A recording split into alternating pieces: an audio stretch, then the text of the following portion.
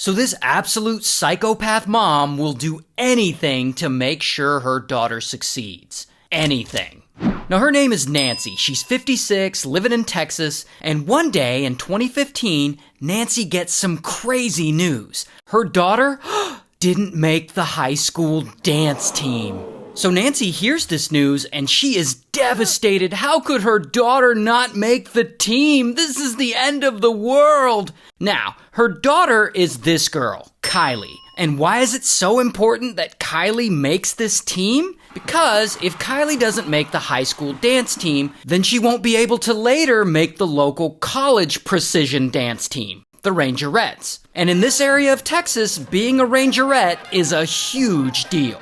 And so anyway, Nancy is pissed off and she is not going to give up on getting her daughter on the high school team. She is going to make sure she eventually becomes a Rangerette. So for months, Nancy goes to the school board and she complains and she demands that they reinstate Kylie like, my daughter was treated unfairly. And she claims that her daughter was discriminated against because she's tall. I guess Kylie is slightly taller than the other girls, so Nancy is playing the discrimination card. Here's the thing though. It actually works. The school board ultimately gives up and sides with her and rules that the coach has to let Kylie onto the high school dance team. So then now, Coach is pissed. She doesn't like being second-guessed by the school board. And here's the best part. I guess Coach is just a petty person because she says, fuck this, and she resigns over this. But right before she does, she lets everyone on the dance team. Like any student who tried out, she lets them on the team. So it actually floods the team with all kinds of amateur dancers, and now suddenly the team sucks.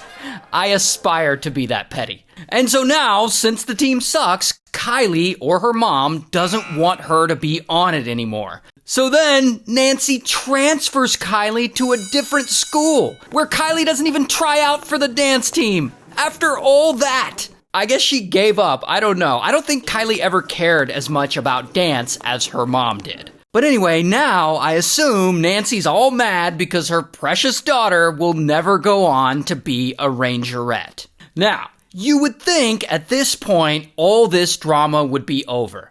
Oh no, it's just getting started. Because about a year later, in 2016, Nancy is driving home from shopping and she passes by a car and she spots one of Kylie's ex-boyfriends driving it, and he is with some girl. And I guess Nancy's like, I need to see who this new girl is that ex-boyfriend appears to be dating. And she decides to turn around and follow him. She even puts on a wig so that he won't recognize her following him. Because I guess she just happens to have a spare wig in her car. So she starts following him for a while, and eventually she stops, and she pulls over and she starts looking him and the girl he's with up on Facebook. I guess she's trying to figure out what's the deal with this new girl. Okay, now, there's this whole gossipy section of this story that I'm going to skip over because it's boring and stupid. All you need to know about Nancy's impromptu Facebook stalking is that she ends up on the page of this girl, Alexa.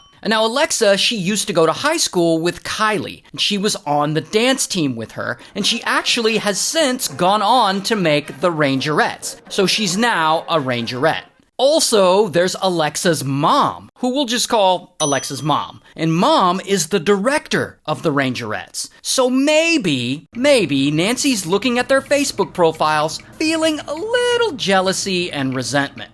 But regardless, Nancy knows that Alexa is possibly friends with ex-boyfriend's new girl. And Nancy's like, I want information on this new bitch. I'm gonna go get it out of Alexa. And then, for whatever weird-ass reason, in that moment, Nancy just snaps. She is gonna get this information from Alexa. And so she drives right over to Alexa's house, because they live in the area. And from here, she makes sure she has her wig on, so no one will recognize her. Then she grabs a pew-pew and a roll of duct tape, because I guess she keeps those things in her car as well? Then, out of her trunk, she grabs a very large, novelty-sized snowman Christmas card. And she keeps a lot of weird shit in her car. Then, she goes and she knocks on Alexa's door. Now, really quick, just to remind you, Nancy is doing all this because she's trying to get information about a random girl who her daughter's ex-boyfriend is dating. It's not even her boyfriend. It's her 18 or 19-year-old daughter's ex-boyfriend. Anyway, so Alexa's mom answers the door. And Nancy has the snowman greeting card covering the lower half of her face. And she's like, "Hi, can I speak with Alexa?"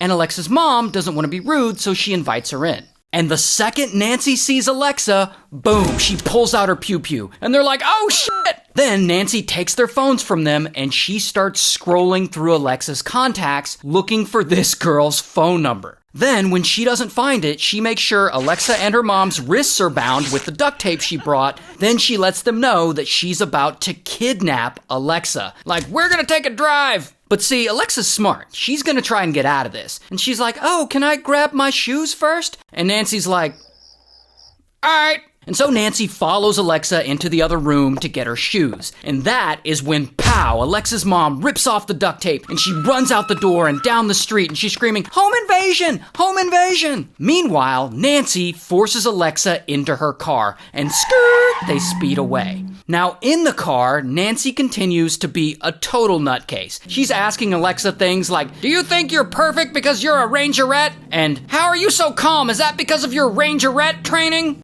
This woman is insane. Now, eventually, they pull up to a storage facility that Nancy had previously rented. And she gets out and she forces Alexa inside, and then she has her lay down and she wraps her up with duct tape. Because now it's time to unalive her. So then suddenly, boom, Nancy puts both her hands on Alexa's neck and she starts choking her harder and harder until Alexa passes out. Sometime later, she wakes up. And Nancy is still there in the storage unit with her. And she's like, "Damn, you're still alive?" I guess Nancy's disappointed that Alexa didn't die? Anyway, lucky for Alexa, Nancy is apparently late for dinner. I guess she really wants dinner, so she just straight up leaves. And she leaves Alexa tied up in the storage unit to just die. However, Alexa, she ain't no punk. She isn't about to die in this dusty-ass storage unit. Now, her legs are apparently really strong from all those years of dance and all that rangerette kicking she's been doing. And so she uses all her strength and she kicks and pow! She breaks the tape from around her ankles. Then she frees her wrists. Then she gets up and she runs the fuck out of that storage unit, which I guess wasn't locked for some reason. Then she scales 2 fences and then finally she runs to a random person's house and she asks them to call 911. Meanwhile, Nancy, at this point, she's at home. She's chilling. She's eating dinner like she wanted, like nothing happened. Like she didn't just kidnap someone at gunpoint. And of course, eventually police show up and they're all banging on her door and they question her and Nancy completely denies everything. She's like, "What? I didn't kidnap anyone. I don't even know those people." And police, they know she's full of shit. And so, bam, they arrest her. Here's her mugshot. And she's ultimately charged with kidnapping, and she takes a plea deal, and she's sentenced to 5 years in prison. Also, Alexa and her mom sue Nancy, and she's forced to pay them $575,000. Good for them.